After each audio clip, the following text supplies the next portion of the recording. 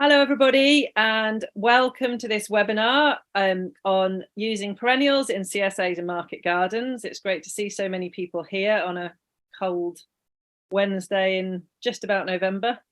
This webinar is part of a partnership. I hope that some of you listening have come to some of our other webinars. It's a partnership between the CSA Network UK. I'm Susie Russell, the coordinator of the CSA Network UK, the Seed Sovereignty Foundation, the Seed Sovereignty Programme, which is run by the Gaia Foundation, and the Organic Growers Alliance. And it's part of a webinar series aimed at small-scale growers and farmers, which has been funded by Farming the Future. So we're really grateful to them. And yeah, I'd like to introduce our two panelists, and then I will hand over to them. So we've got Mandy Barber, who owns and manages a small business and experimental growing space in Devon called Incredible Vegetables. She's a researcher of perennial edible plants, a budding plant breeder, seed saver, and she runs a small permaculture plant nursery. She's passionate about researching sustainable food crops that have built-in resilience, as well as wild edibles that have the potential to become future staple foods. Incredible Vegetables aims to create a diverse reserve of useful perennial edible plants, as well as supplying perennial vegetable seeds and plants to small-scale growers and agroforestry projects. And alongside Mandy tonight, we've got Ryan Sandford-Blackburn, who's a founding member of Earthed Up, which is an edible and useful plants nursery and a workers' co-op based in Belper, Derbyshire. Ryan produces plants and grows gardens, as well as teaching permaculture design and forest gardening. He worked at the Permaculture Association for 8 years, where he discovered many amazing people and projects across the network. So I'm really excited to hear what the two of them have to say, and I'm going to hand over now. So tonight, Ryan and I have had a lot of discussion on how we're going to narrow down the number of perennial vegetables to share with you, because there are literally hundreds, and in an hour and a half we can't possibly cover them all. So a really good place to start introducing perennials is really to start off with some of the basics, like leafy greens and perennial leeks and onions and things like that. So vegetables that your customers will recognize and are really good perennial or counterparts to the annuals that we usually grow. So we've narrowed it down to a few, and one of the most important areas of perennials are actually leafy greens. So we're going to start with those and introduce you to a few of our favourites. And I'm going to speak first, and then Ryan's going to bring his contribution and experience of growing the same plants. First of all, I think Ryan, you wanted to just mention about some of the advantages and disadvantages of perennial veg growing, if you want to run through those. Yeah, so I'd like to acknowledge that we are in the autumn, and it is 2022, and you've got a diverse distribution across the continent, and we've all got different contexts, different business contexts. There are some advantages and disadvantages that merits and challenges that run through some of the species, and then generally just growing perennials. So some of the merits we see are listed here. I will read some out, not verbatim. Hopefully you can read at least some of that. So if you've got plants that persist in the soil, of course, you're not having to disturb it. So low till, no dig. And the fact that they remain in the soil, it means those plants can establish root systems, and they associate with the fungi in the soil as well, which makes them more resilient against drought. When they're allowed to go through their full life cycles, there's then biodiversity benefits as well in that. I mean, one of the first plants we're going to look at is a perennial kale, and it's a vigorous perennial kale. The one on our plot here in Belper is 18 months, 20 months old, and has provided a lot of food for a lot of caterpillars, which in turn then provide food for solitary wasps. It doesn't flower, so it doesn't produce the nectar, but the other brassicas on the plot we do allow to flower.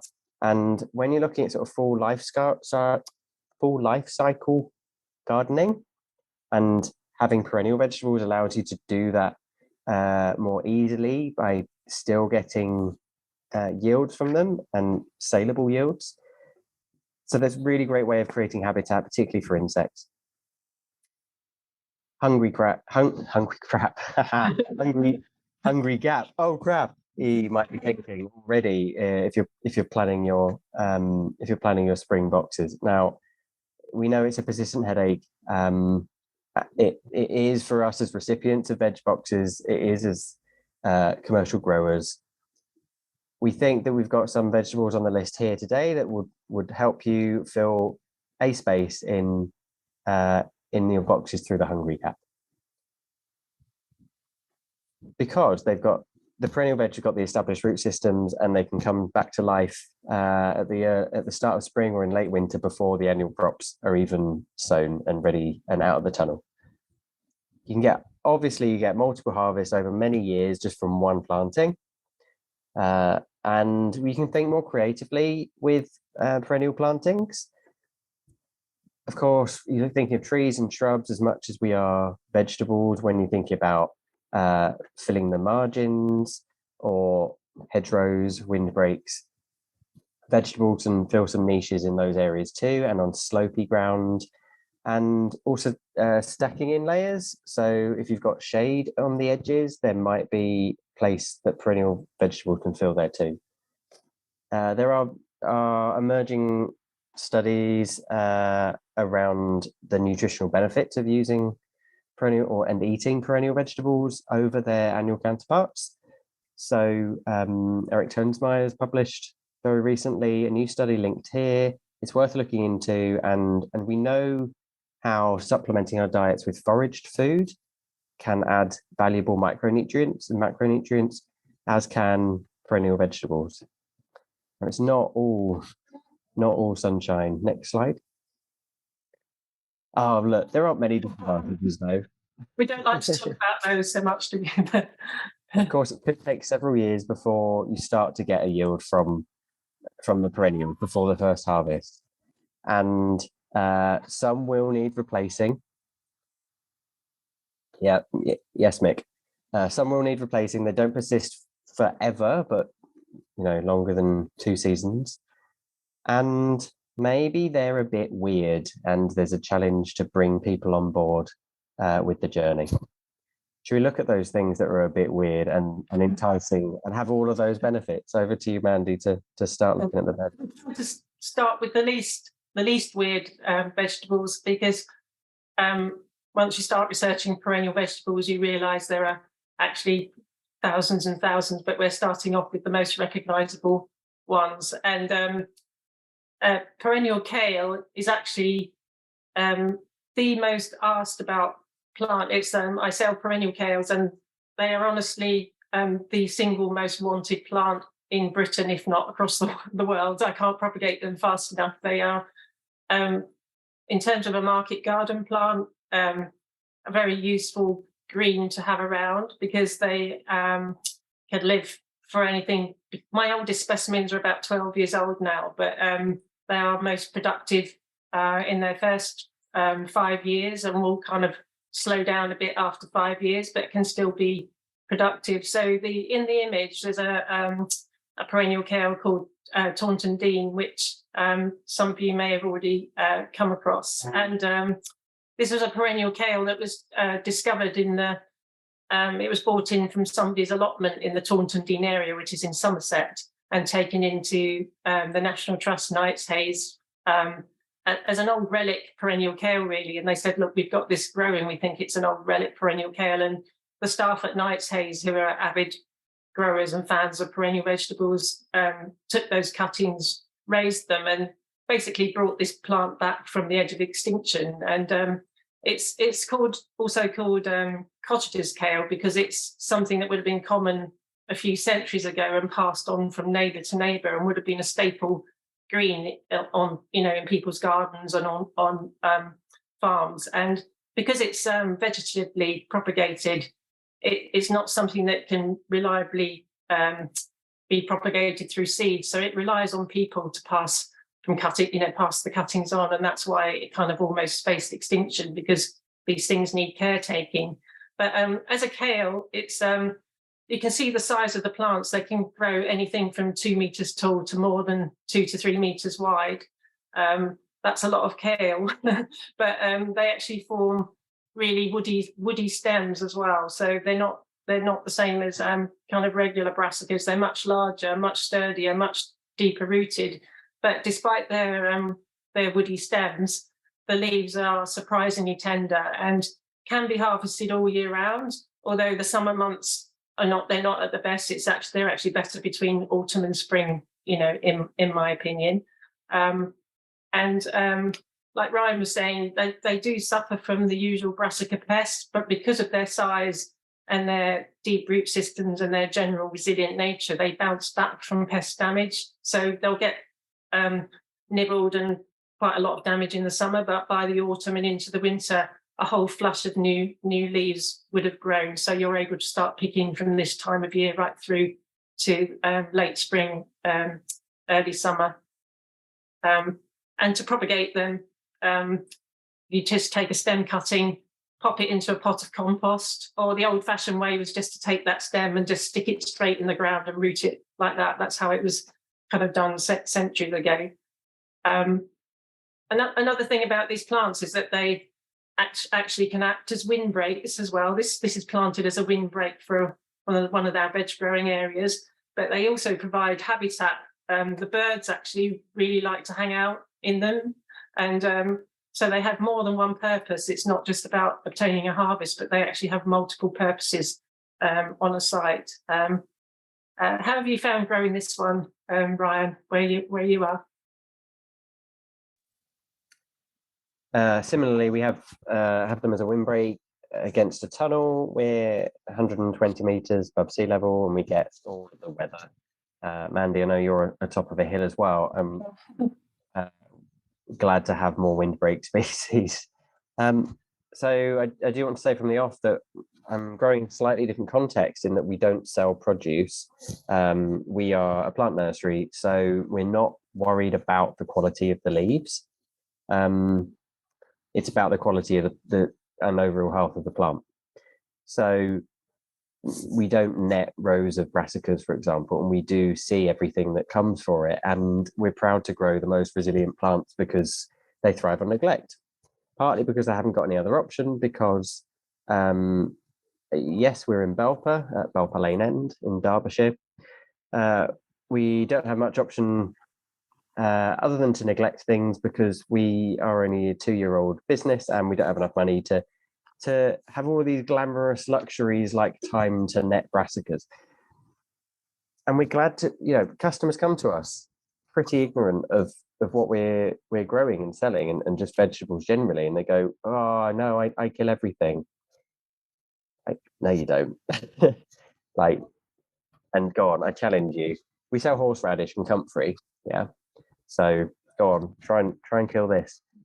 And we basically rank vegetables from, is it a horseradish or is it a basil? Then we also sell some soft herbs potted. Taunton Dean's up there with horseradish in that it's big, it's boisterous. We give a safety warning, like it grows 3 meters, it can get top heavy, it needs to be well rooted.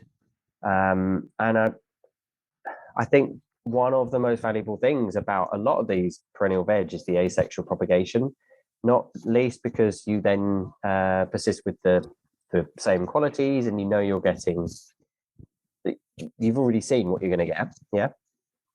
Sure, very well bred seed, you get similar results. Proof is in the pudding.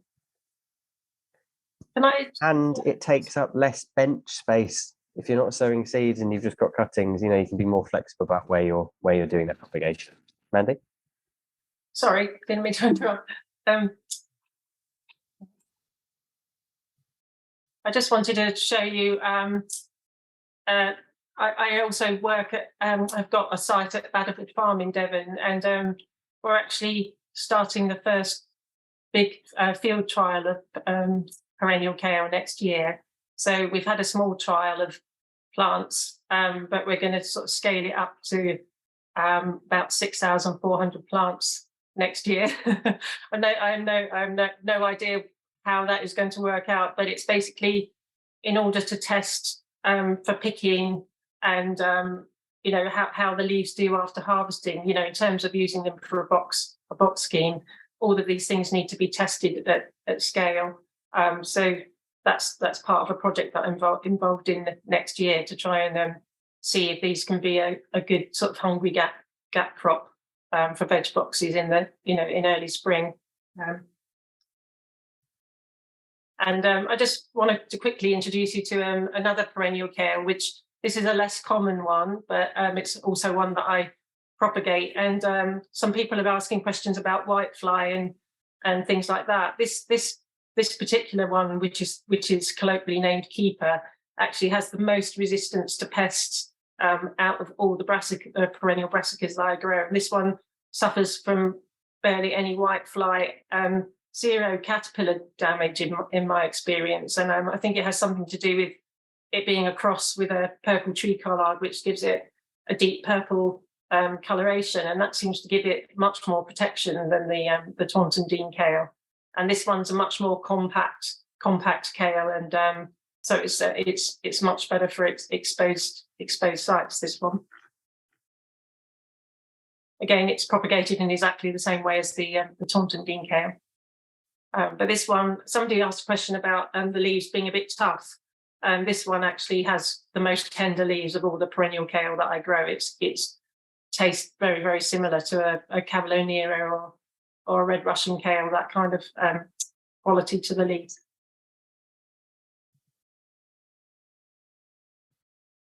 And the next leafy green on our super perennials list is a plant. You may not have come across this one. It's called Blitzia tannoides, and it's been grown as an ornamental plant for centuries. It's been a specimen in all kinds of botanical gardens around the world. But in Scandinavia, it's been used for many years as an edible perennial, and it's a very hardy alternative to growing spinach. So it's a herbaceous perennial. It likes semi-shade. It likes moist roots. So it's a kind of edge of the forest, edge of woodland plant, basically. But it's a fantastic spinach alternative. So in spring, the first shoots come up. So you'll start seeing these in sort of early February. They're one of the first vegetables to come up in the garden. And this plant has become so popular that growers in America are actually commercially growing Hopniss now. And it's because you get two harvests. So the first harvest is these kind of magenta tipped shoots, which can be used as a vegetable, to stir into pasta or put on top of a pizza, or almost like before they really open, they're almost like a magenta coloured asparagus spear. So you can you can use them in that way. But as the months, in a very short space of time, the shoots open up, and then between March and May, the vines climb about 3 meters tall. So the leaves that's the main harvesting period, really, between March and May, or March and June, when you can have a harvest of leaves. So the leaves are very spinach-like. They can be eaten raw or cooked, wilted down like spinach leaves. But the good thing about Hopniss is that it takes up vertical space, and it will take up damp and shady space that you wouldn't be able to grow your annual crops in. And being a herbaceous perennial, the vines will die back in the autumn, but with each year the number of shoots increases. So you'll go from 20 shoots one year, a really mature plant will end up with like hundreds and hundreds of shoots coming up. So you'll have a mass of vines. The number of vines will increase with each year. So it's another good hungry gap crop, and it's also a kind of not so finicky spinach alternative that isn't prone to bolting. I don't know, have you grown this one, Ryan, where you are? Oh, Ryan's disappeared. I'm here. I'm just multitasking too much. So I've just laboured over sharing that study link in the chat. Hope everyone will see it now. Yeah, Haddies, what do we call them? Find that starting with good quality seed really matters, because we 2.5 years ago got seed from someone that wasn't Mandy, and really poor propagation, and then we got fresh seed when it popped up in the Incredible Vegetable Shop, and so much better. Propagation can be a little bit trickier. The same with several perennial veg, particularly the greens, that they do need cold stratification for a certain period. Some need a period of hot and then, or warm and then cold. Once you've got them going, no problem.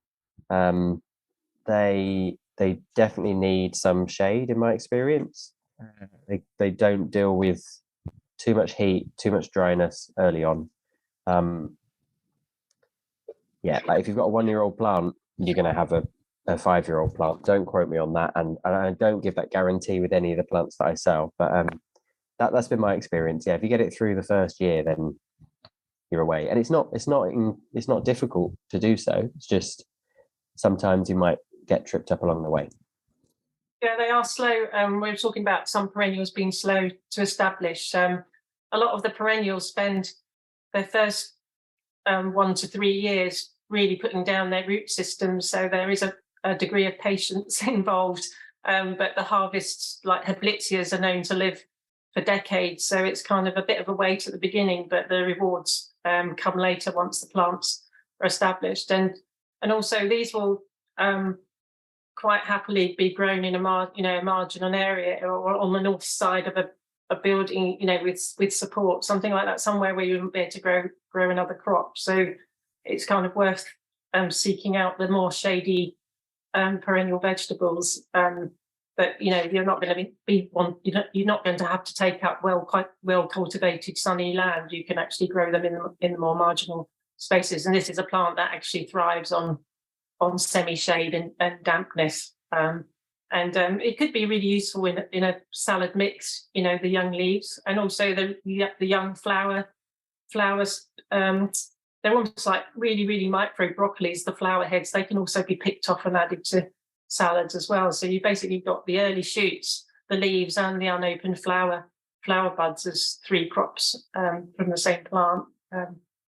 Shall I move on to the next one, or is there anything else you wanted to add? I think these perennial greens that you can also use as salads make them potentially an easier sell, where you do know that your customers are less welcoming to unusual things, because if you can hide it into a gourmet salad mix, like they still benefit from the color, the diversity, the nutrition. It's leagues beyond iceberg lettuce, but what isn't? So yeah, what's next? Ooh. Oh, I think we've got another leafy green coming up. Yeah. No, we're on to the onions next. Hang on. Perennial alliums. Again, this is a category which is so vast that to try and narrow it down to a couple of specimens was so difficult, because we could talk for about a whole week on the perennial alliums that are available. But a couple of my absolute favourites, and which grow really well and have great pest resistance, are the first one is a perennial leek. Many of you may have come across Babington leek, which is a native British perennial leek, which kind of grows around coastal areas. It's and that kind of grows into a small, sort of slightly garlicky tasting leek. But its relative, which has the generic name of Poiro perpetuelle, like a perpetual leek, is actually a relative of the Babington. I sourced these in France, and this produces a much larger leek. It's almost probably about 3/4 of the size of a standard leek. And the fantastic thing about these is that they have really good rust resistance. I've never seen any leaf miners on them. And the way that they're harvested is to cut the leek at soil level, and the bulb will stay in the ground and then re-emerge when conditions are damp again in the autumn. So this time of year, I'm seeing the first new shoots come up again. By sort of February, March, the leeks will be a good size. They can be cut back again then. And to propagate them, you leave some to flower. It's really hard to do that because it's quite tempting to just harvest and eat them all, but you do need to leave some to flower. And instead of seeds, they actually produce what are called bulbils. So these are vegetative clones of the parent leaf, and these can be left to scatter and grow new leeks, or you can collect the bulbils yourself and site them in a new place, or pop them up and transplant them to a new site. Again, it's another crop that takes time to establish. It's pretty much something that you really want to try and grow and just let it do its own thing for a few cycles, because over a number of years you can collect literally thousands of bulbils. So if you could leave them in an area just to kind of sow themselves, you can end up with quite a large drift of perennial leek, really useful perennial leeks without too much work. And they will push through all kinds of things. They'll grow underneath other plants. They'll work well as part of a polyculture. They even come up through grass, under shrubs. They're kind of tough things. And I just think they're like a really useful addition that you could have to complement your standard leeks. So, they're another crop that's that can be harvested at a similar time, but you've always got them as a permanent bed without all the sowing and maintenance that you need for other leeks. I've actually found them to be really, really resilient. I haven't had any problems with pests on them. The bulbils as well on several alliums can be used as a ingredient itself. I think I'd probably be disappointed if I got a dozen of them in a veg box as part of a share. To add them to preserves, so to your chutneys, to pickles, they're really quite pungent. They do pack a punch, and for me it's somewhere between garlic and leek, and it's all a bit of a blurred line, and it's a human construct anyway, right? But yeah, they're flavoursome. So if you've got too many thousand after a few years, you could start to eat them. And the other perennial onion, which is one of my absolute favourites. So there's so little known about these onions, but when I was talking earlier about the perennial kale, on the verge of extinction, and so many perennial kales have already gone extinct that we will never ever get back. Like plants that are propagated vegetatively, they need caretakers, they need curators, they need people to be growing them. And this is a really, really old-fashioned onion called a everlasting onion. It's like one that would have been at the end of people's gardens. These aren't new vegetables. They're really, really old vegetables that really need a renaissance. They really deserve a place back in our kind of permanent. I like to sort of think of it as we need permanent larders of food, and a good place to start is with the basic foodstuffs, that we use every day. And this everlasting onion is a non-flowering onion. So if you separated out these clump of onions and planted each one individually, over a few months they'll start to divide from the base, and you end up with sort of about 15 to 20 onions per single bulb that has been planted. So these are a crop that I've got growing in my polytunnel at the moment. This is to kind of bulk them up for planting out. So I'm kind of multiplying them up quickly. So they can be used a bit like a perpetual spring onion, but also the bulb, even though it's small, it also makes a really good cooking onion.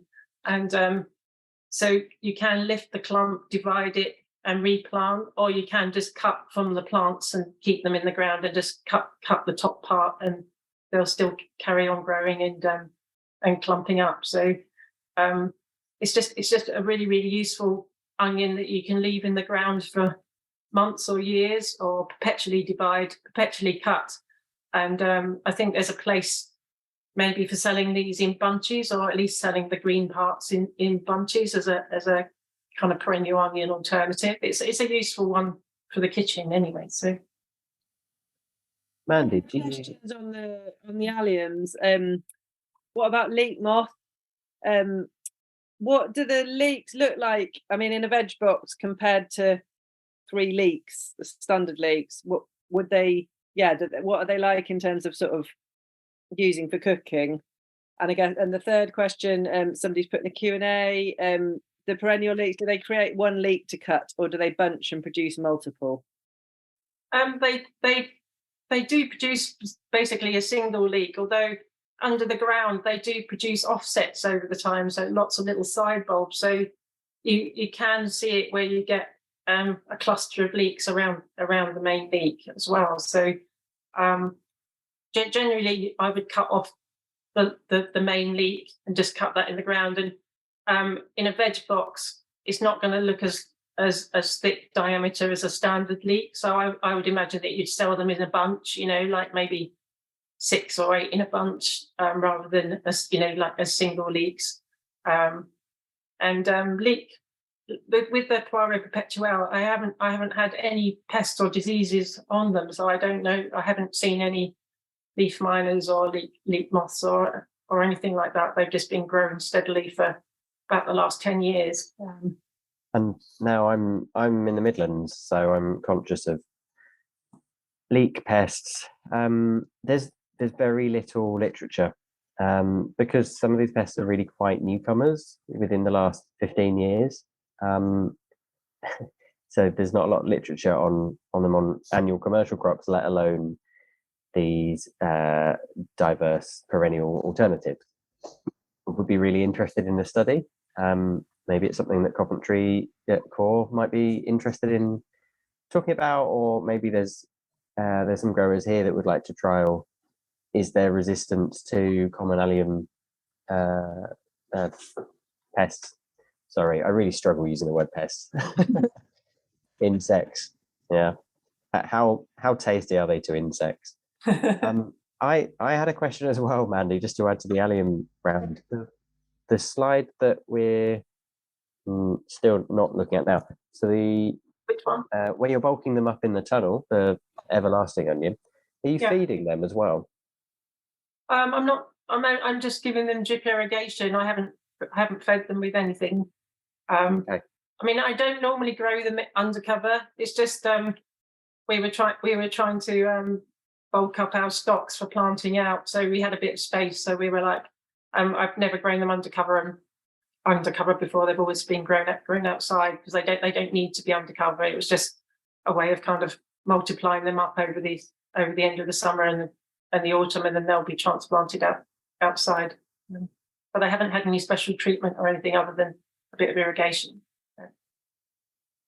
Yeah, I think that's one of the appeals for me with the perennial alliums, is that they are really low input and still grow and produce abundantly, although the yields are slightly different to their annual counterparts. So the question about how do they look in a veg box was a pertinent one for me. Like, they do look similar, but it's not quite the same. I think though with the alliums you can get away with it more easily than perhaps the brassicas. I don't know. Depends on people's experience of kale or hay. They're not bulb onions, they're not leeks, they're not garlic, but there's a great marriage of diversity in allium to explore there. I think there is also some kind of onus on us as the collective us as experienced growers to introduce folk to different food. Carefully, I know, slowly, and there's plenty of alliums to introduce. Elephant garlic is new to some folk, and that can also be perennialized. So there's some of the alliums that we treat as annuals that actually can adopt a perennial habit. So if you left your row of annual leeks in the ground, depending on your microclimate, it may well be there over winter just fine and multiply from the base, and you get lots of smaller leek stems where you started off with one nice classic thick stem. So it's partly that combination of the culture of the growing and what the plant is offering in its genetics in the first place, is the way I see it. Are we moving away from the smelly breast crops now? We're going on to broccoli alternatives, of which there are a few. Oops. So sea kale is a really interesting. It's part of the Brassica family, and I have many passions. I think perennial brassicas are one of my biggest passions. But sea kale, although it's a coastal plant, will grow in well-drained soil. It doesn't need coastal conditions to thrive. And this crop actually has 3 harvests. It's in the bottom left, you'll just see some like blanched sea kale shoots. So these are forced a bit like rhubarb by putting a bucket or some kind of covering over the first shoots. You can only really do this when the plants have matured a little bit, otherwise it takes too much out of them. But that's the first harvest, and these are kind of like a prize delicacy of a vegetable, really. And then you remove the cover, let the plants grow on, and then the leaves are used in exactly the same way as you'd use a kale leaf. And then the bonus is in the summer, the unopened flower buds are almost identical to kind of small broccoli florets, and are just as tasty, really nice, lightly steamed. And I read a study recently, I think it was Eric Tonsmeyer that did a study on sort of pound for pound, if you have a field of glove artichokes and a field of sea kale, the yield of broccoli florets from mature sea kale plants is outweighs the yield that you would get from something like glove artichokes. And these really are true perennials. These can live for 40 years or more. They can get to a ripe old age if looked after well. And again, they have more than human benefit. Like the flowers are honey scented. They're absolutely awash with insects. So that's like the final, like ta-da of the end of the summer. So it's kind of like a really resilient crop. It can give you multiple harvests. It's has benefits to insects, and I think with the right introduction, it could be gently offered as a broccoli alternative to customers. It's just trying out recipes. Part of the trials I'm doing at Baddaford Farm is in taste testing. So we're going to start off with small groups of consumers to taste test some of the perennials on a small scale, and then get feedback to see if we give them a recipe and say you could substitute sea kale florets for, say, purple sprouted broccoli, then, and just to see how that goes. That's kind of a big part of what we're going to try and do. And the other perennial is called a broccoli, but it actually looks a bit more like a cauliflower. But it's actually this perennial vegetable is actually more than 100 years old. It was developed something like 1917, 1918, something like that. And a perennial 9-star broccoli has its name because it was formed a central cauliflower-like head with lots of little satellite florets around the outside. And the idea is that you harvest the florets, cut the plants right back, and then every spring for the next 5 years, you'll get a crop of florets. And I have actually managed to do that with these plants myself, although the availability of really good plant stocks is quite patchy. You have to kind of source your seeds well for this one because it's gone through quite a lot of inbreeding depression. It's with a kind of smaller gene pool of plants. So sort of 20 years ago, there were a lot of companies selling their seeds for this plant, and now it's kind of reduced down to a tiny handful. So it's worth trying to secure good seeds, and it's definitely worth the experimentation with this crop. Have you grown this one, Brian? No, I am going to be quite quiet on this one. I do have a wild card to introduce, don't I? So carry on. The 9-star broccoli was the perennial vegetable that started me off on this whole perennial vegetable extravaganza. It's like very close to my heart. And it was the first vegetable that I ever grew that kind of put the light bulb on in my head and went, wow, like what other perennial vegetables can I grow? And it also triggered me into like my own huge seed saving project for this particular variety, which was a completely mad experiment. And I kind of put out a call for seeds, from all over the world, basically. And because seed is so sparse, and I wanted to kind of do a big field trial with as much genetic diversity as possible. So I managed to get about 12, 13 accessions of seed, that were down the back of people's sofas and stuff like that, and in the backs of the cupboards. And I got some from Warwick University seed bank, and I did my own. This particular image you're looking at now is from the trial, which had an amazing diversity of plants in it. But again, it's like we have to caretake these old varieties. If nobody's caretaking them, that's it. They're gone, which is another really good reason to kind of grow some of these old-fashioned perennials, because they'll just disappear unless we're looking after them. So there are a few suppliers which I could supply links for, at the end of where to source the best plants and seeds, because there are still a couple in this country where you can get good plants and seeds. Mine are still in the experimental stage. And I think Ryan was going to talk about another perennials sprouting plant that's also a possibility. We haven't got a photo of it, unfortunately. No, and I think if we did, it can be a bit underwhelming. It's mostly roots. I mean, looking at this photo, some of the 9 stars are mostly leaf too, and that's the diversity of brassicas.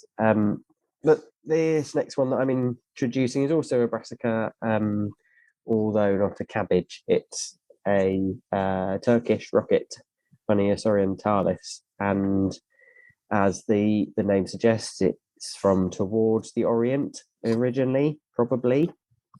It's very cold hardy. It's a Turkish rocket. It's very cold hardy.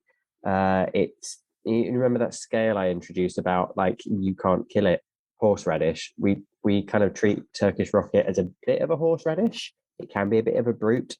It can self-seed, but not if you harvest all of the flower stalks as a broccoli. It's a great management technique. It can be a bit of a marmite in that people either love it or hate it. But so if you've read about it online, I think that's typically referring to the leaves.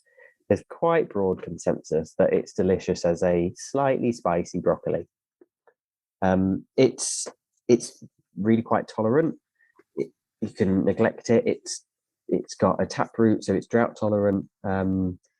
So you could underplant a hedgerow, perhaps a gappy hedgerow with it. It doesn't thrive in deep shade. It tolerates semi-shade. If it's given sun and fertile soil, beware. It does grow well, and if you leave a root fragment, it does grow back, and that means it's easy to propagate as well, to stay root cutting. I can't show you an image of the Turkish rocket right now. So there's It also has the reason it has such good drought tolerance is that the roots can grow 6 meters down into the ground in certain conditions.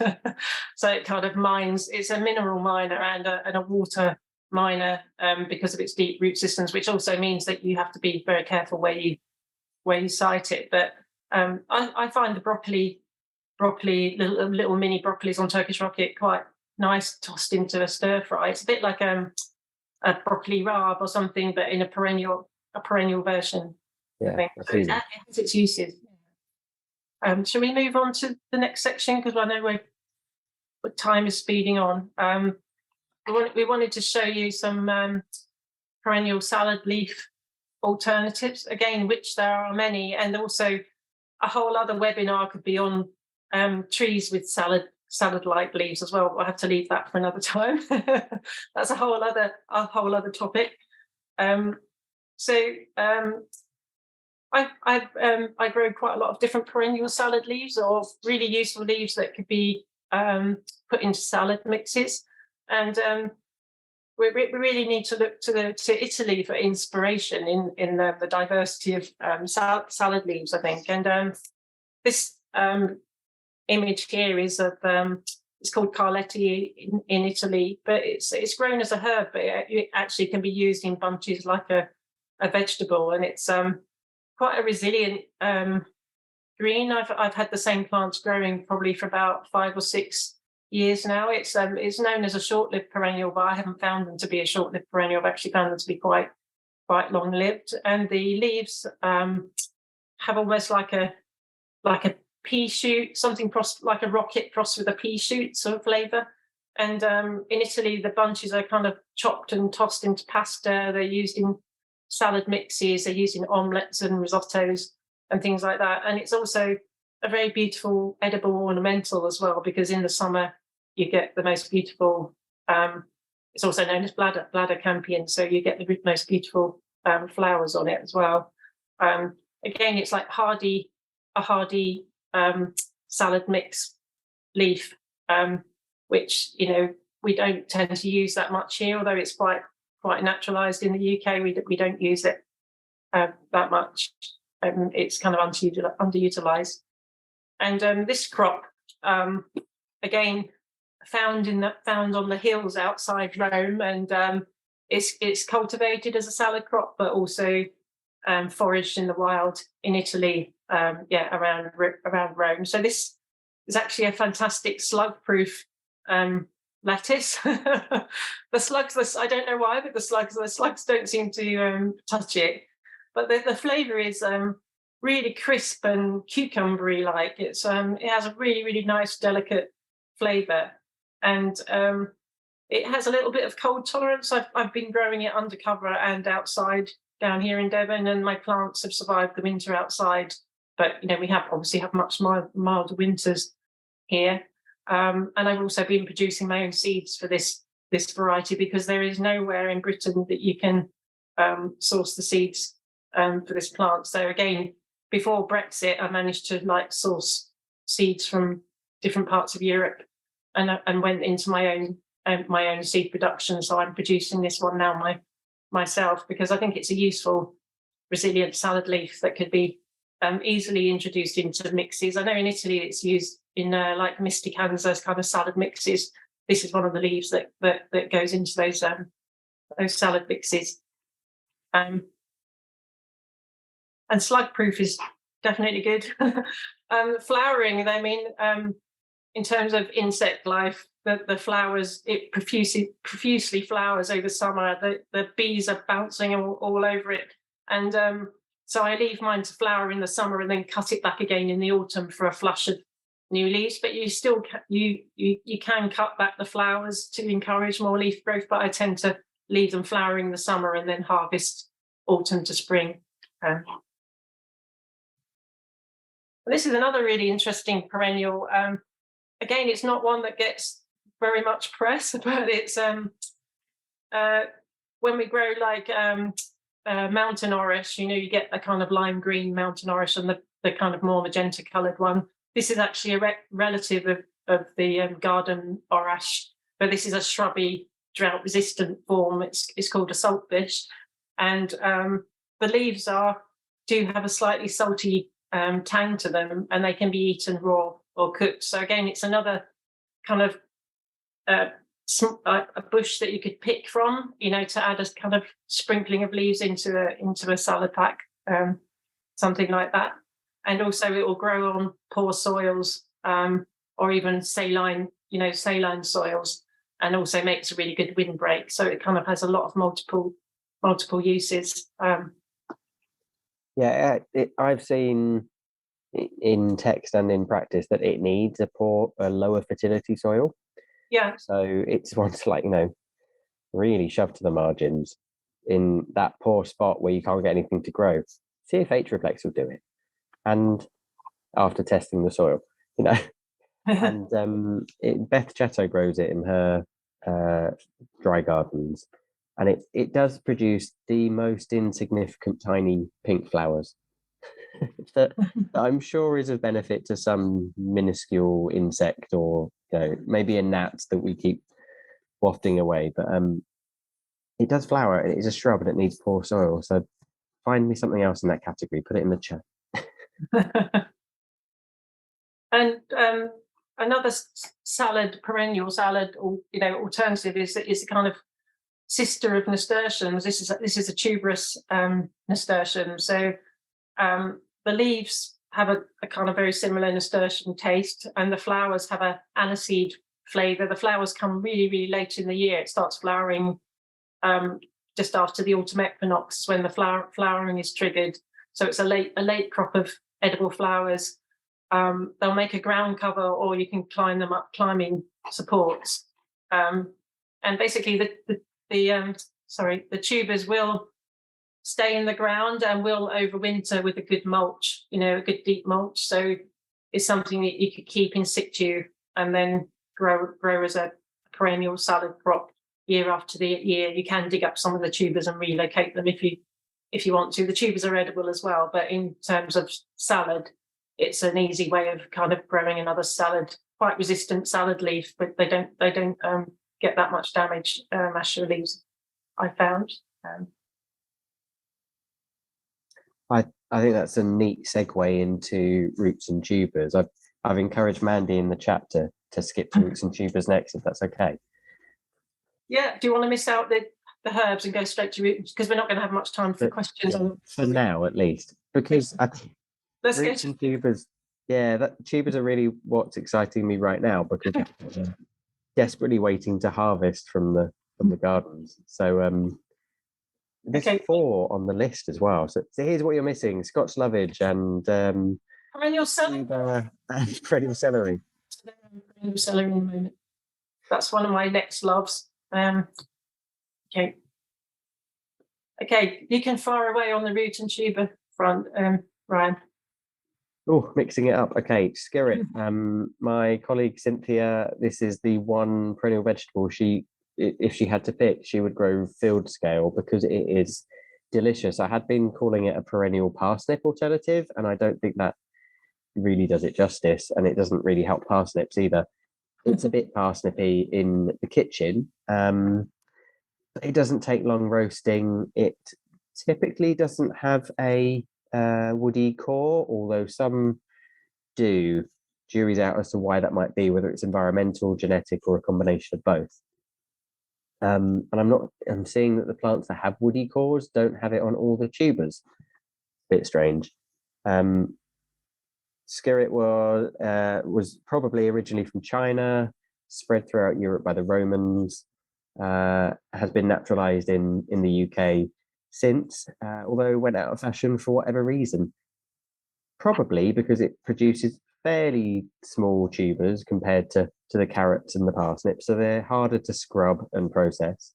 But they're not hard. They're not tiny widgety grub type tubers like the Chinese artichokes. These are really worth the effort for me. Alison Tyndale at Backyard Larder has a great recipe on her website for skirret fritters, and for me that's just a simple batter that's got some woody herbs in, sage, rosemary, thyme, and shallow fry that in oil for 10 minutes, and it's just a great sweet, earthy, fragrant taste. And I think that's one of the things to help your customers. Share it with recipes. That I'm sure I'm teaching grandma to suck eggs, but if you're looking for recipes for perennial veg, there are several sources for that. Backyard Larder, Carrie Aitken co-authored a book with Martin Crawford, and Ask Us, because we get stuck with all of the things, right? Mandy and I are growing too many with the veg and inevitably end up eating a lot of it. So skirret I'd really recommend as a crop for the kitchen, and it's great in the garden. It does its thing. Next slide, let's see it doing its thing. So it's got the umbel flowers, and hoverflies and other pollinators love it. I've seen mixed advice as to whether you should cut the flowers back so that it stores energy in its tubers and focuses that there, but I've not seen it actually makes a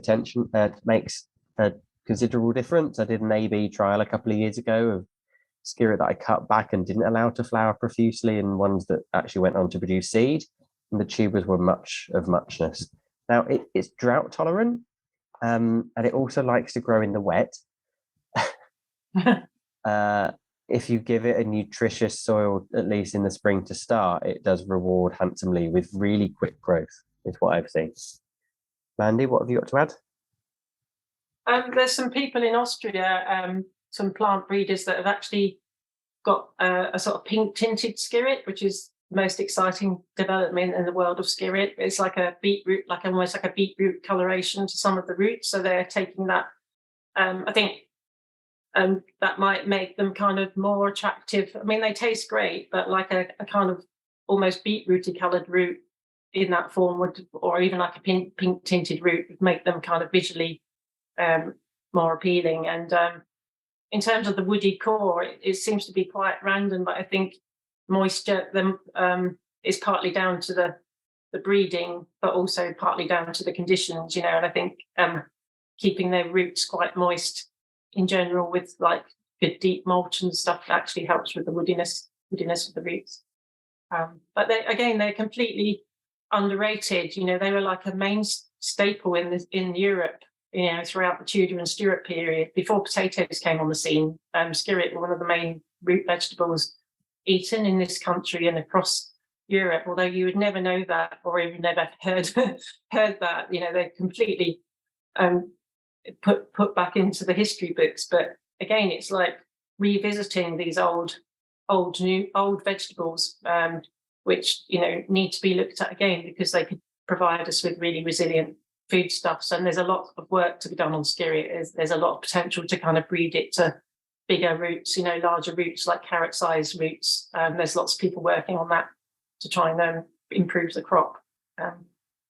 Shall I move on to the next slide? Yeah, good question from Leon that I can answer really quickly. Can you go back 3 slides to the first photo of the skillet tubers?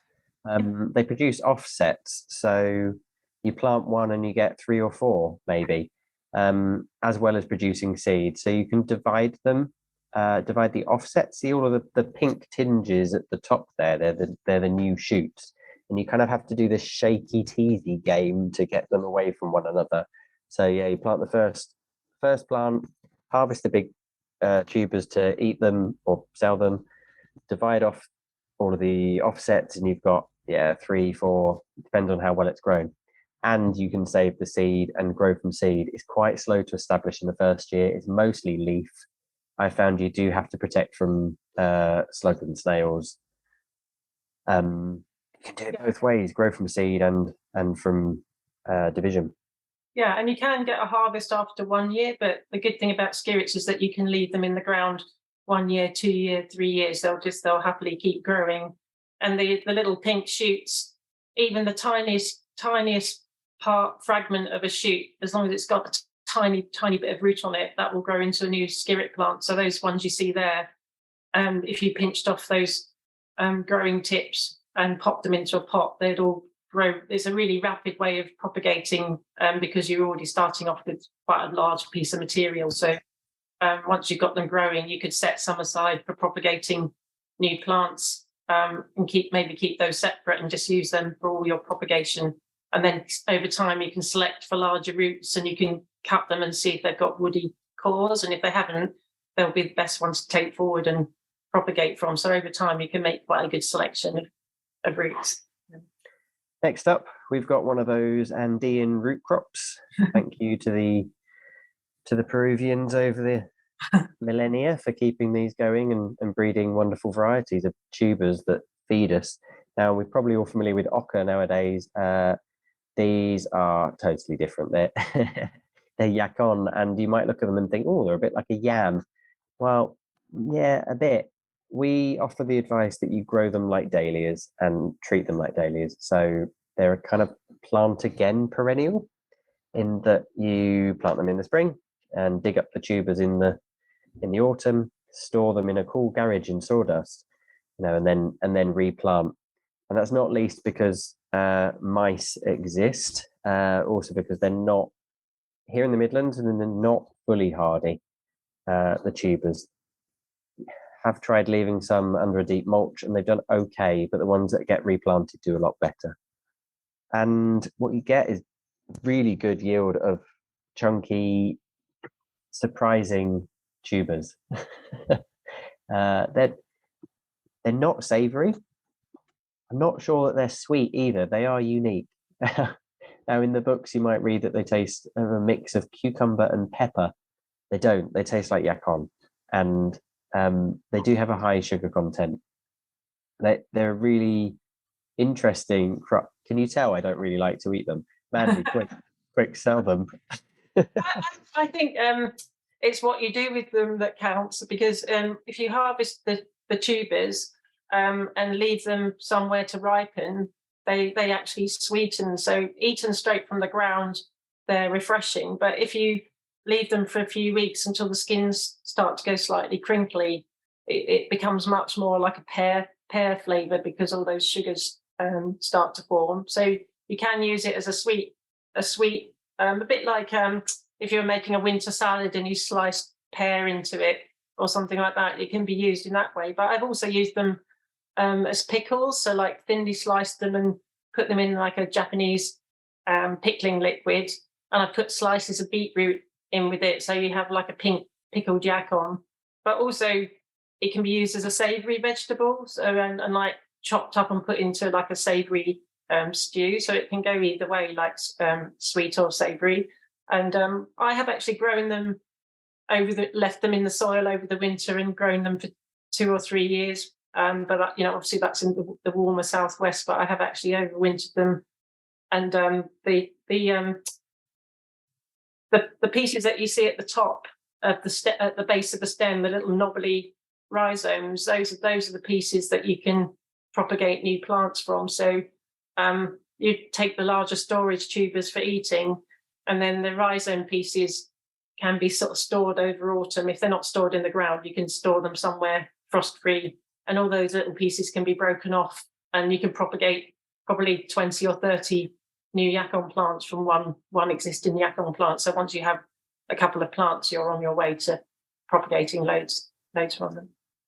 Okay, I'm looking at the time, and I know Susie's going to heckle us off soon. Okay. And Okay, we'd be doing everyone a discredit if we didn't talk about Jerusalem artichokes. But let's not do that yet. Let's talk about Scotsonera, which is a relative of Salsify. And this is one I take great pride in hearing that Mandy hasn't grown. So this is the one thing I've got. And now I've sent you some seed.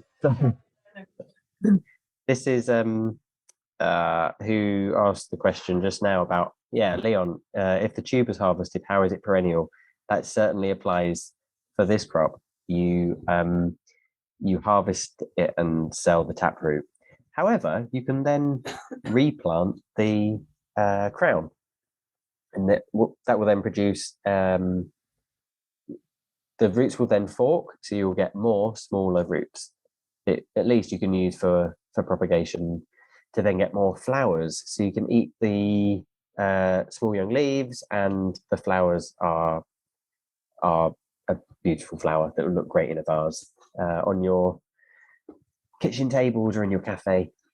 So a couple of uses here. Scotsonera produces plentiful seed too. You could quite quickly be self-sufficient in the seed. So if you start with a good diverse seed crop or with some crowns, then after a year, I need to check the book again, but I think you only need about 20 plants to select from. Next up, sunchokes. Oh, wrong way. So surely you know about these, and yes, they have a bit of a reputation. They are high in inulin. They might be indigestible for some folk and cause slight discomfort and mild peril or humour, depending on which way you look at it. This is the Jerusalem fartichoke, which has nothing to do with Jerusalem, and it isn't really an artichoke. So we are starting to call them sunchokes. It's a helianthus. They're a sunflower, as you can see from that photo. And through the wonders of plant breeders, we've got lots of different varieties. And Mandy, you've got more than me. So do you want to show those slides and talk about the varieties that you're excited about? Yeah, this the dwarf sunray, which is it should be called not so dwarf sunray really, because it doesn't grow as tall as other Jerusalem artichokes, but it's certainly not dwarf. but the most fantastic, the reason why I grow this one is because it flowers from July through to October. So if you're selling cut flowers as well, it actually doubles up as a cut flower. So you can have 2 harvests. So you have the autumn harvest of the tubers, but absolutely profuse flowering, beautiful yellow flowers right through the summer, right into autumn. And they're absolutely fantastic for pollinators, like absolutely covered in bees. So again, it's like great for insect life, and 2 harvests, you know, in terms of flower bunches and tubers. And these are the tubers which are don't win any prizes for beauty, but they're some of them are the size of like cannonballs, like absolutely huge. It's like a very, very productive variety. But again, I choose to grow this one because it's much more profusely flowering than the other types. And this is our last slide, I think.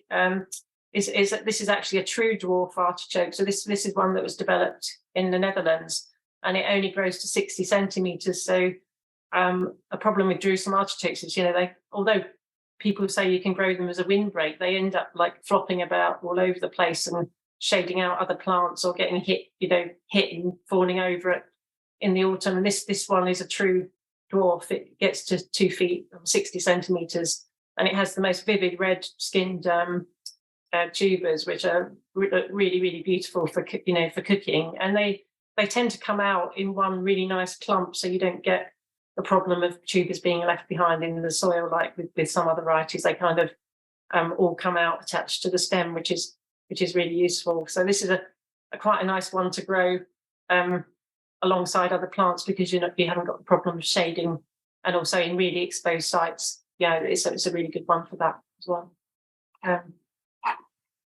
So do we want to move on to the discussion, or do you want to see the giant celery? Let's do both. Go on, show them giant celery. I'm just going to jump in and say we've got 15 minutes left. Okay. I'd like to hear Mandy and Ryan continue, but if you're listening and you have questions, burning questions, get them in the Q&A now. There's one which I think is unanswered, which was just whether I don't know how to pronounce it, mashua, whether it will act as a trap crop for cabbage white larvae and blackfly in the same way as nasturtium. But I think that's the only unanswered one at the moment. Right, I can answer that quickly. I haven't seen as much. I have seen a few caterpillars on mashua, but nothing to the extent that I've seen it on nasturtiums, you know, when they're just demolished. But I've seen a few caterpillars on it, but they don't. I don't think they would detract them in the same way as nasturtiums. But they, you know, in another way, they can act as quite a good weed. Not attract pests, but actually act as quite a good natural ground cover or weed suppressant, because they will travel horizontally as well as vertically. So it's quite a good crop to grow between other things to cover bare soil, or and very late flowers for the bees as well. I've seen bees visiting the tubular flowers in November as a last source of nectar for the year. So they have those added benefits. Thank you. And so there seems to be a general desire to hear about celery, and there's a question about which books are a good resource. Okay, well, I'll do 1 minute on the celery, then we'll only because it's my one of my latest exciting finds. So this is Siambadi, which is it's a Korean plant, and it's extremely hardy. It's hardy down to about -45. The leaves will come up through snow in very harsh conditions. So it's not celery in the sense that it's kind of a tender, crunchy, rib of celery, but it's a plant with a celery-like flavour. So it's much milder than lovage, but less not as strong as true celery. But it's something that'd be great for soups and stews, where you need that celery-like flavour. And it's a hardy herbaceous perennial.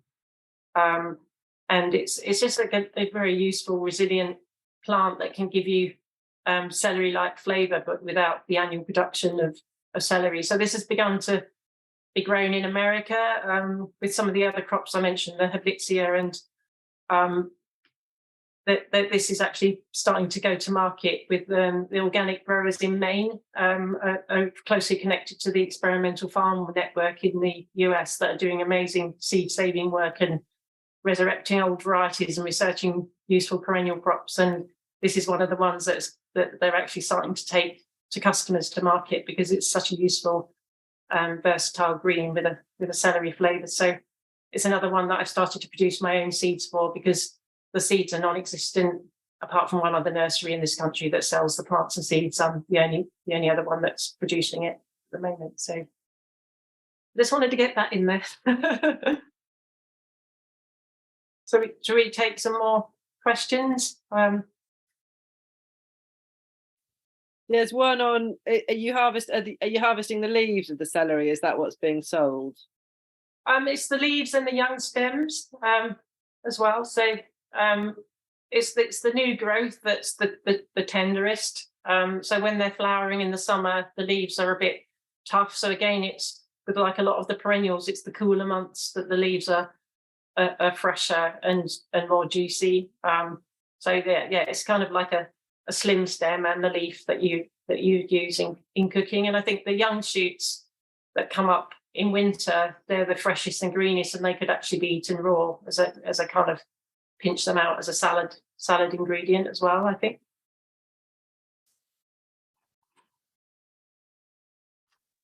We've got a question about whether you can share the presentation. Yeah, I can do that. Yeah. So I'll put it on our website, and then I'll send an email out to all the attendees with a link to it. Yeah, thanks, Mandy, for putting the slides together. I'm certainly glad to have them. So the person asking about what book's a good resource. You don't need a book when you've got these slides for a start. Can recommend several titles from permanent publications. So the most recent from Alan Carter, that's probably displaying back to front for you, isn't it? Alan Carter, A Food Forest in Your Garden, and Alan's in Fife, I believe, or fairly northern Scotland. And it's nice to read a forest garden book with perennial vegetables in it that isn't written in or in Devon, and with those climatic considerations. There's plenty of plant breeding happening in northern climes from the Norwegian Seed Savers Network, and that's Stephen Barstow. I'd recommend his book as well, Around the World in 80 Plants. Yeah. I thought I saw it. And he has a blog as well, the name of which I can't remember, but I Edimentals. It's edimentals.com. There's also Plants for Future publications, and they have a whole database of on perennials, which is a really useful resource. And have Incredible Wild Edibles is also a really good, interesting book as well. And the Carbon Farming Solution as well, which is a lot more to do with the kind of trees and shrubs side of things. That's my bookshelf ransacked for the moment. I've got a question, which I guess is if either of you have an estimate of if a CSA is doing year-round shares with kind of 7 to 9 varieties in each share, if you were doing sort of perennials on a fairly decent scale, how much of your veg boxes or your shares in a year do you think you could perennialize? I mean, you might not be able to answer. I guess it's just I'd say at least a quarter or something like that. If you were going for some of the herbs and leafy greens and things and salad mixes. I think there's at least 2 aspects that come to mind for me, because like when I give talks to local gardening clubs, and they're like, well, but do you not grow annual? Like, where are your potatoes? Like, yeah, we still eat potatoes. I'm just buying them from the people that can do it really well at field scale. I think there's something about appropriate appropriate crops, right plant, right place, but also the context. And that's where the permaculture aspect comes in for me, because it's about context specific design. What work, like how, if you've got 100 shares, it's different context. If you're doing 500 boxes, if you're doing wholesale, if you're going to restaurants, or is it going to kitchen tables? Do you preserve as part of your model as well? So it's a non-answer from me. I think that if I look at how much of my diet is perennial as well, that's another really interesting one. You think, yeah, we're eating a lot of wheat, and that could be supplemented with acorn and sweet chestnut flour, as well as or instead of, because we know that sweet chestnut packs in a lot more efficiency per acre in terms of carbohydrate than wheats do. Not for a CSA necessarily, but we need to start thinking about getting creative with that and adapting to our climate weirding. And the ones that are really easy sells, I think we've introduced some of those. I think we just have to try it and have to bring people along with us. Like, okay, you're going to be getting perennial kales, you're going to be getting tree cabbage in your mix next year. Like, go for it. Okay, maybe the Taunton Dean, when it's the size of your head, is a slightly tougher than those fresh Cavolo Nero Tuscan kale leaves. Yeah, we just cook them slightly differently. They take an extra 3 minutes of steaming, or they're only good for your stir fry, not so good for just in salads. Like, I think this message has to come across as well, in that as community supported businesses and organizations, and as appropriate scale market gardeners, we, the wide collective, we have the opportunity to make that grassroots change and to change what ends up on people's tables. Yeah, if you've got if people buy into shares, that's really easy to get what they give them. You have to keep them coming back as well, right? But like, if you've been really struggling to irrigate all of those annual kales through the spring, that's inevitably going to be a drought year on year, explain to the customers why you're trialing the perennials that those interesting folk presented to you on that slideshow. I think for me, it'd be looking at an increasing percentage and to have that as a target, not just how much could we fill. And it's a lot about efficiencies as well, and return on investment. Yeah, and we know it comes down to that a lot of the time when we're talking to the accountants at that doomful time of the year. Like, oh, you must increase efficiency here, there, and everywhere. You're like, I know, my body's telling me. And we can do that with the perennials as well, because like those Taunton Dean don't take any nurturing. The hardest thing is to keep up with harvesting. Like the skirret, you can ignore it. The yacon, if you're in the south, you can get away with leaving it for a couple of years before harvest. Like, and it still produces abundant yields. Whereas if you do that with potatoes, you've just got trouble.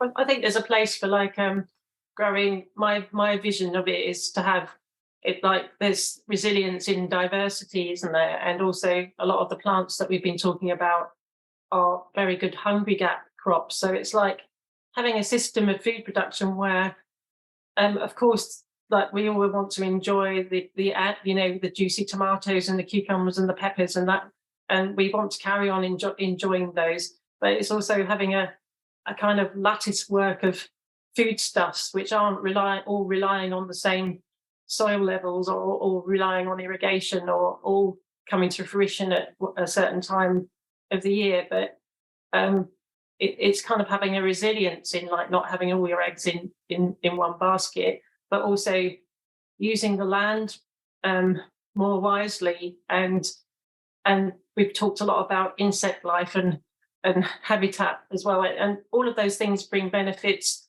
to the other crops that that we're growing as well. It's the kind of win-win situation of like soil health, like carbon sequestration, and food for the other living things around us, but also a kind of permanent larder of foodstuffs, which we can call on them if we want to. There might be some years where we don't need to call on them, but that's the beauty of perennials, because they'll quite happily carry on growing with them, whether we choose to harvest or not. But it kind of gives us that greater safety net, especially looking at the year that we've just had. There's nothing like the present to kind of to start us thinking, well, how could we do this slightly differently? And it doesn't mean that we like abandon everything that we've known, or we go, well, we're going to grow perennials, or we're going to chuck the annuals out the window. It's not about that. It's about how can you integrate the two things together in your growing space that makes sense. And then maybe some perennials could offer dappled shade to some of the more delicate annuals, so like in a high irrigation crop like salad or something. Maybe I had this vision of like I grow hardy kiwis, which grow on the vines. They're like a small kiwi fruit that will grow in cold conditions. And I was thinking the other day, well, why couldn't we grow kiwi vines for a kiwi crop in our climate? But they would also offer shade to more delicate, salads or something. It's just like thinking in creative ways that you could have a perennial and annual harvest in the same space. Like lots of different ideas of how we could do that. Yeah, I've been working on a farm scale design, 120 acre agroforestry design, and designing shade in silver pasture is increasingly vital in order to get any grass to grow through the summer. And that can work on varying scales. It's not just about planting oaks and goat willow. It's about stacking in the tiny 30 centimeter salad crops amongst bigger brutish things that do cast shade, because there's lots of benefits to that. You've got fail safes, you've got less irrigation requirements, and you do have trickier harvesting. So Dec, you asked about intercropping. I'm not going to sit here and suggest to you that it's commercially viable for a market gardener to have madly diverse polycultures, because I know it's not. And if you look at my garden, you look at that and go, no, I can't do it. But we don't harvest weekly. It's a demonstration garden, and it's for seed and it's for propagation material. It's different contexts. Try and have maybe 2 or 3 crops together. You want to get as much out of that space in that bed as possible. What Mandy's just said about intercropping for shade. Also, there's classic of whilst you're waiting for the crops that are only going to give a yield from year 3. Well, year 1 pumpkins, year 2 salad, year 3 hopefully you get a yield from the perennial. Sorry, perennial kales at Baddaford. I know Guy Watson was looking at. There's lots of fruit and nut trees that have been planted, but there's obviously huge alleyways of space that aren't going to be covered up. The branches of the trees are going to take many, many years before they enclose that space. So there's room for alleys of perennial kales going down between the fruit trees or other perennial leafy greens. It's like, and over time, those perennial kales will actually benefit from a bit of. They actually will grow in a bit of dappled shade, and you'll get tender, more juicy leaves on the dappled shade. So it's like being creative with the spaces, and not giving your prime land to the perennials. They don't need the mollycoddling of the other crops. They're quite. Our perennial kales just got planted straight into the grass, dug a hole in the grass, whacked them in, and 5 years later they're taking over the planet. But they haven't had any watering, they haven't had any inputs apart from a little bit of wood chip around when they were establishing. They've had absolutely nothing for like the last 10 years, like not a single drop of water or a single bit of anything. And they're still going strong. They put down such deep root systems that are accessing minerals from much deeper in the soil. So it's a whole, you have to think of them more like shrubs than kales, really. Thank you. I'm going to have to stop you there, which we could go on for hours more, I think. There've been some, so yeah, a huge thank you to Mandy and Ryan. That's been amazing. And a big thank you to the audience as well. You've asked some really great questions. Hopefully some of you or all of you will start growing or grow more perennials. Be great to get feedback. Be lovely to do a piece on any CSAs putting perennials in shares. It's something we are trying to encourage, certainly from a climate point of view, making you all more resilient. On segueing from that, our next and final webinar in this series is on the 14th of December, and it's how to, well, growing brassicas for continuity. So kind of with changing climate and brassicas harvesting at different times from the sort of where they should be, because of changing climate. It's about how to get a spread of brassicas across the brassica months. So that's the 14th of December. I've put the link in the chat, so sign up. Yeah, and do any feedback, do send it in. You'll all get an email with a link to the presentation and the books. Yeah, feedback is really good in encouraging our funders to let us do more webinars of this type. So thanks again.